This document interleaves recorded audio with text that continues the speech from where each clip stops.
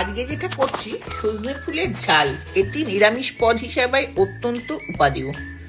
এতে লাগবে সজনে ফুল, হলুদ গুঁড়ো, লঙ্কা গুঁড়ো, সর্ষের তেল, টমেটো বাটা, 5 ফোড়ন, শুকনো লঙ্কা।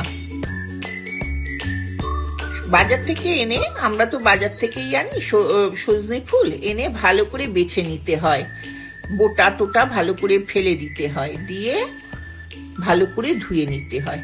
সজনে ফুলটা ধুয়ে নিয়ে এতে হলুদ গুঁড়ো, লঙ্কা গুঁড়ো মাখাবো।